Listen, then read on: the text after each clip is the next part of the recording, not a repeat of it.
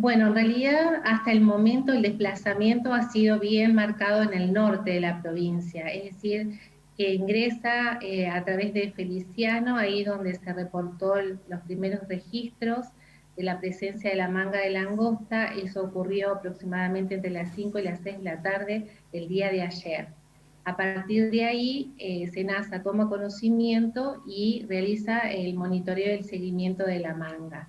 En el día de hoy, a las 14:30, fue observada esta manga de langosta en la zona que está entre Atencio y Los Conquistadores, es decir, que se está desplazando un tanto más al sur, en dirección, digamos, hacia Federal. Básicamente esos son los últimos reportes que hemos tenido hasta este momento. Con respecto a tu pregunta concreta, que si podría llegar al centro de la provincia, bueno, eso lo desconocemos, porque en definitiva esta manga de langosta se va desplazando de acuerdo a las condiciones fundamentalmente ambientales, es decir, viento norte fundamentalmente y las temperaturas elevadas. Entonces la dinámica del desplazamiento va a depender de estas condiciones ambientales. Por ejemplo, en la semana anterior, cuando las temperaturas fueron próximas al cero o bajo cero, prácticamente no se movilizó esta manga de langostas. Entonces quedó confinada a una cierta zona de la provincia de Corrientes. Y después, cuando este fin de semana se elevaron las temperaturas, comenzó nuevamente su desplazamiento. Inclusive no sabemos tampoco si realmente va a permanecer en Entre Ríos o quizás también puede llegar a pasar a Uruguay, a otro país, ¿no? Ingeniera, usted trabaja en INTA, en la Estación Experimental Agropecuaria Paraná. ¿Reciben llamados de productores preocupados por esta situación? ¿Qué nos puede decir? Y en realidad no solamente en INTA, sino también ejerzo la docencia en la Facultad de Ciencias Agropecuarias de la UNED. Nosotros básicamente apoyamos la gestión de SENASA. Esto es a través fundamentalmente de las agencias de extensión de INTA que están distribuidas en toda la provincia. Asistimos con los contactos entre productores y profesionales, y esos son los contactos que asistimos a SENASA, ¿no? Sí recibimos concretamente consultas de productores y de asesores, fundamentalmente por un tema que vos marcaste al inicio, esto de la voracidad. Yo realmente desconozco cuál fue el sentido que se le quiso dar a este término cuando se dio a difundir la problemática de la langosta. Quizás el espíritu fue decir que no estaban consumiendo cultivos y de importancia económica en la provincia. Y esto es cierto. Si la voracidad uno lo mide en esos términos, eso es cierto. Es decir, no han tenido un perjuicio, no han causado un perjuicio a lo largo de su desplazamiento en Argentina en cultivos, sean extensivos o intensivos. Esto no quita que en un determinado momento puedan llegar a consumir cultivos, pero hasta ahora, desde mayo que se viene desplazando en el país, esto no ha ocurrido, ¿sí? En la provincia de Corrientes se ha circunscrito básicamente al consumo de vegetación espontánea, sobre todo hojas de árboles típicos de la zona del monte en Galería, fundamentalmente espinillo, pero no han afectado cultivos, así que esto es una tranquilidad que debemos llevar sobre todo a los productores agropecuarios, los productores ganaderos del norte de la provincia. Y sobre todo, ingeniera, sabiendo que, por ejemplo, generaciones pasadas hablaban hasta de la chapa barrera, Sí, ¿no? Cuando aparecían las sí. langostas en los campos entrerrianos.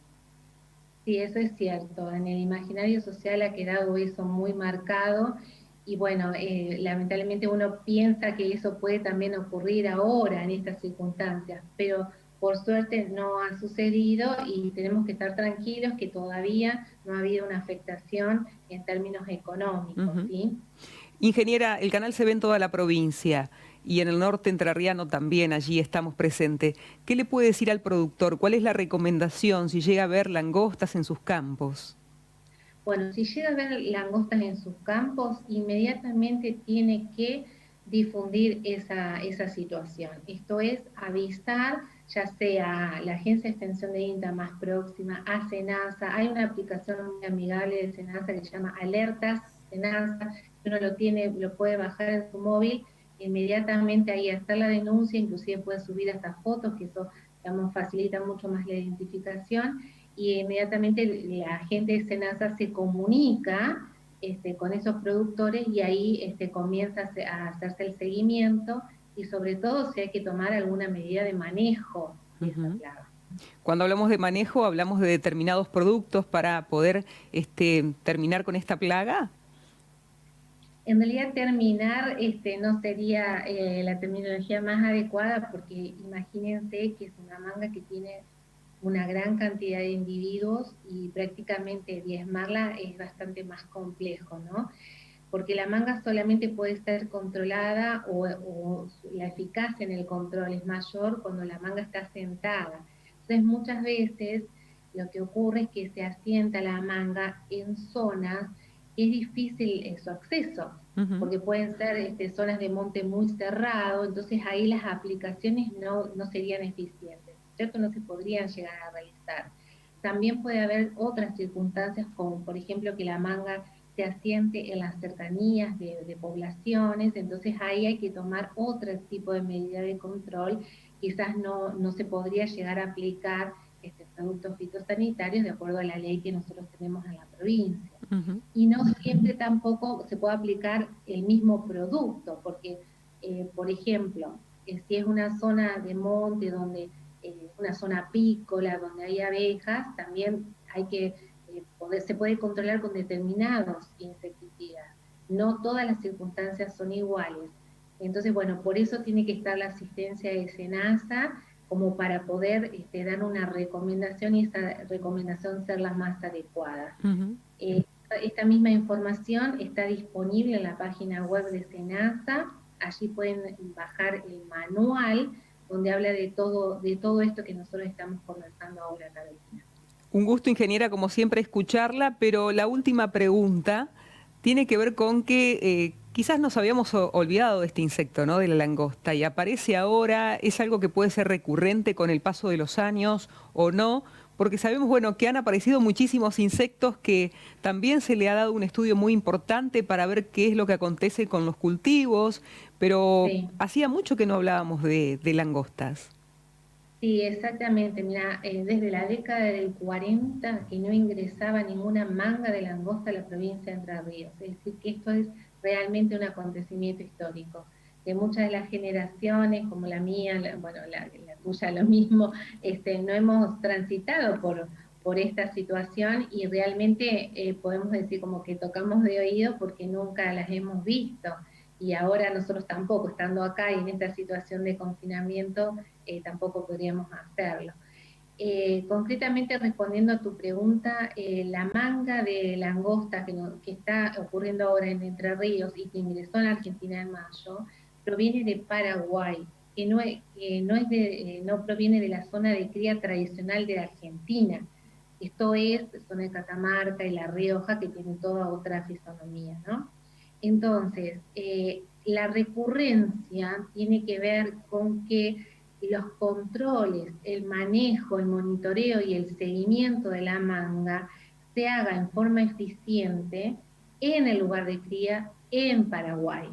Si eso funciona bien, es menos probable que nosotros tengamos otra manga que pueda llegar a ingresar a la provincia. Sí, hay distintos tipos por lo que pudimos conocer, ¿no? Hay langostas que comen mucho más los cultivos que otras. Esta langosta es la Schistocerca cancellata, que es la langosta sudamericana, que tiene como característica fundamental la posibilidad de hacer mangas dentro de su ciclo de vida. Quizás vos te estés haciendo referencia a otra que no es una langosta, sino es una tupura, la tupura quebrachera, que se ha visto bastante en estos últimos años, pero esa es una tupura que tiene otra particularidad que no produce mangas, es decir, que no tiene esa fase migratoria como tiene la langosta sudamericana, que es la que ahora está transitando por el norte de la provincia.